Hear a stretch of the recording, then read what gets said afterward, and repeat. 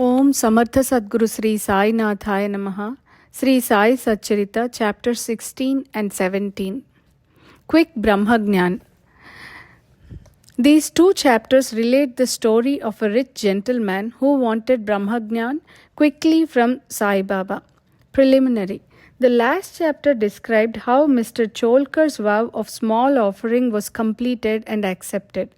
In that story, Sai Baba showed that he would accept with appreciation any small thing offered with love and devotion, but if the same thing was offered with pride and haughtiness, he would reject it. Being himself full of Satchitanand, pure consciousness, knowledge and bliss, he did not care much for mere outward formalities, but if an offering was made in a humble spirit, the same was welcome and he accepted it with pleasure and avidity. In fact, there is no person more generous and benevolent than a Sadguru like Sai Baba. He cannot be compared to the Chintamani jewel, the Kalpataru, the celestial tree which fulfills our desires, or the Kamadhenu, the celestial cow which yields what we desire. They give us only what we desire, but the Sadguru gives us the most precious thing, that is inconceivable and inscrutable, the reality. Now let us hear how Sai Baba disposed of a rich man who came to him and implored him to give him Brahmagnan. There was a rich gentleman, unfortunately his name and whereabouts are not mentioned, who was very prosperous in his life. He had amassed a large quantity of wealth, houses and lands, and he had many servants and dependents.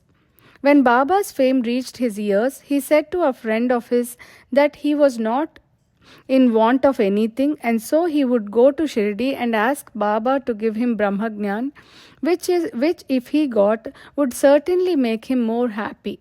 His friend dissuaded him, saying, "It is not easy to know Brahma, and especially so for an avaricious man like you, who is always engrossed in wealth, wife and children.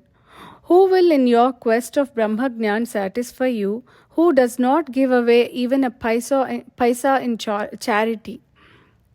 Not minding his friend's advice, the fellow engaged a return journey Tonga and came to Shirdi. He went to the masjid, saw Sai Baba, fell at his feet and said, "Baba, hearing that you show Brahma to all who come to you, I too have come here all the way from my distant place. I am much fatigued by the journey, and if I get Brahmagnan from you, my troubles will be well paid and rewarded." Baba then replied, "Oh my dear friend, do not be anxious. I shall show you Brahma. Many people come to me and ask me for wealth, health, power, honor, position, cure of diseases, and other temporal matters. Rare is the person who comes to me and asks for Brahmagnan. There is no dearth of people asking for worldly things, but people interested in spiritual matters are very rare. I think it is a fortunate and auspicious moment when persons like you come and ask me for Brahmagnan. So forthwith I show to you with pleasure Brahma with all its accompaniments and complexities." Saying this, Baba started to show him Brahma. He made him sit there and engaged him in some other talk, and thus made him forget his question for the time being. Then he called a boy and told him to go to one Nandu Marwadi and get from him a loan of ₹5. The boy left and returned immediately, saying that Nandu was absent and his house was locked. Then Baba asked him to go to Bala Grocer and get from him the said loan. This time also the boy was unsuccessful. This experiment was repeated again twice or thrice with the same result. Sai Baba was, as we know, the living and moving Brahma incarnate. Then someone may ask, why did he want the paltry sum of ₹5, and why did he try hard to get it? In reality, he did not want this sum at all. He must have known fully that Nandu and Bala were absent, and he seemed to have adopted this procedure as a test for the seeker of Brahma. That gentleman had a roll or bundle of currency notes in his pocket, and if he was really earnest, he would not have sat quiet and be a mere onlooker when Baba was frantically trying to get a paltry sum of ₹5. He knew that Baba would keep his word and repay the debt, and that the sum wanted was insignificant. Still, he could not make up his mind and advance the sum. Such a man wanted from Baba the greatest thing in the world, viz. The Brahmagyan. Any other man who really loved Baba would have given to him 5 rupees at once instead of being a mere onlooker. It was otherwise with this man. He advanced no money, nor did he sit silent, but began to be impatient as he was in a haste to return and implored Baba, saying, "O Baba, please give me Brahmagyan soon." Baba replied, "Oh my dear friend, did you not understand all the procedure that I went through sitting in this place for enabling you to see Brahma? It is in short this. For seeing Brahma, one has to give 5 things. That is, surrender 5 things, viz. 1. 5 pranas, vital forces. 2. 5 senses. 3. Mind. 4. Intellect. And 5. Ego. This path of Brahmagyan or self-realization is as hard as treading on the edge of a razor. Sai Baba then gave a rather long discourse on the subject, that purport of which is given below.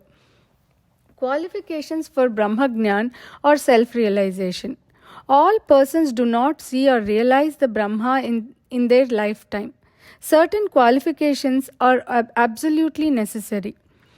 First, mumukshu or intense desire to get free. He who thinks that he is bound and that he should get free from bondage and works earnestly and resolutely to that end and does not care for any other thing is qualified for the spiritual life. 2. Virakti or a feeling of non-attachment with the things of this world and the next. Unless a man feels disgusted with the things, emoluments and honors which his actions would bring in this world and the next, he has no right to enter into the spiritual realm. 3.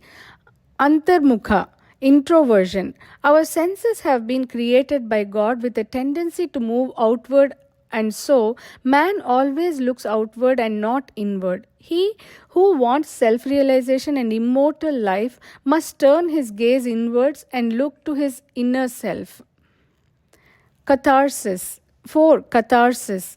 Eliminating all base ideas and emotions. Unless a man has turned away from wickedness and spotted from doing wrong, and has entirely composed himself, and unless his mind is at rest, he cannot gain self-realization even by means of knowledge.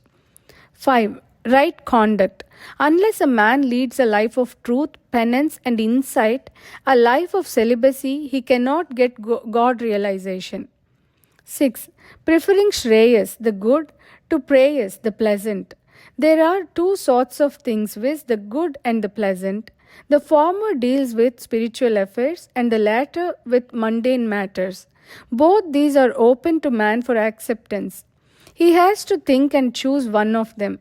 The wise man prefers the good to the pleasant, but the unwise, through greed and attachment, chooses the pleasant. 7. Control of the mind and the senses. The body is the chariot and the self is its master. Intellect is the charioteer and the mind is the reins. The senses are the horses and the sense objects are their paths. He who has no understanding and whose mind is unrestrained has his senses unmanageable, like the stray horse of a charioteer, does not reach his destination, get self-realization, but goes through the round of births and deaths. But he who has understanding and whose mind is restrained has his senses under control, like the good obedient horse of a charioteer, reaches the destination, that is the state of self-realization, whence he is not born again. The man who has understanding as his charioteer guide and is able to rein his mind reaches the end of the journey, which is the supreme abode of the all-pervading Vishnu, Lord. 8. Purification of the mind. Unless a man discharges satisfactorily and disinterestedly the duties of his station in life, his mind will not be purified, and unless his mind is purified, he cannot get self-realization. It is only in the purified mind that vivek, disattachment to the unreal, crop up and lead on to self-realization. Unless egoism is dropped, avarice got rid of, and the mind made desireless, pure self-realization is not possible.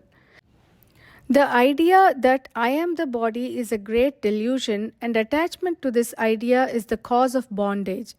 Leave off this idea and attachment, therefore, if you want to reach the goal of self realization. 9. The necessity of a guru. The knowledge of the self is so subtle and mystic that no one can, by his own individual effort, ever hope to attain it. So, the help of another person, teacher, who has himself got self-realization is absolutely necessary. What others cannot give with great effort and pains can be easily gained with the help of such a teacher, for he has walked on the path himself and can easily take the disciple step by step on the ladder of spiritual progress. 10.